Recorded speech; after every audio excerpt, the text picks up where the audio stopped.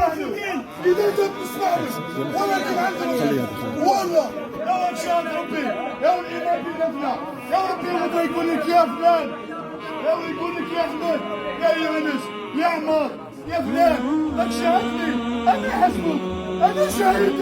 ربي يوم القيامة يقول لك هكذا يا شيخ هذا ما أنت ولا ماشي يا شيخ يا أنت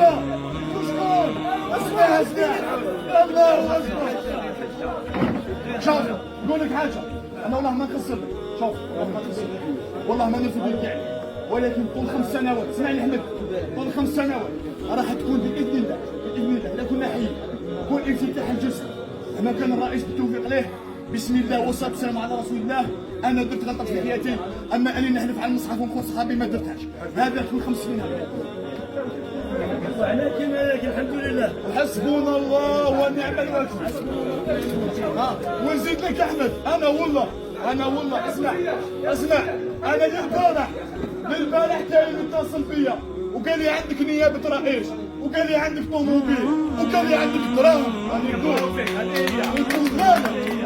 راني مع جماعه واللي يهضر معايا بفوتبولك على راسي يعرفوني كيفاش داير ما يتجبروش يجيو يهضروا معايا ويقول انت مسكين راني سمعت لك روح قول له كيما قال النبي عليه الصلاه والسلام والله لو وضعتم الشمس بيميني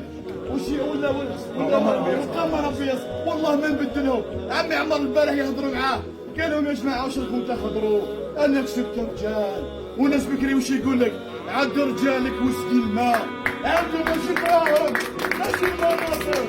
واش بيك المال ينفق السلطان غير سلطان الله ما كاش الصحه واش تهدر وش تهدر؟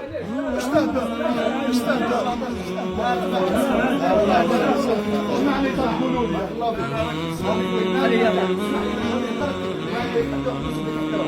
غادي تبع العهد كي تبرد رايك اذا ضرت كاين امورات واحده اخرى الدوله راك تسمع دوله كبيره اذا كاينوا امورات اذا كاينه ضغوطات الدوله انا عندي ثقه في الدوله تاعي خذوا المكاسب خذوا المناصب لكن خلوا لي الوطن نستعد بالموت اذا عندك ضغوطات الدوله كاين الامن كاين يا ولد تعرفش حتى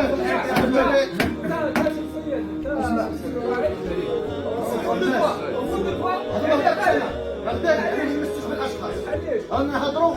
أمورات قدام الدولة هذا سلطة في الولاية هو رئيس المجلس الشعبي ولاية كاين ضغوطات دولة أنا واحد من الدولة كاين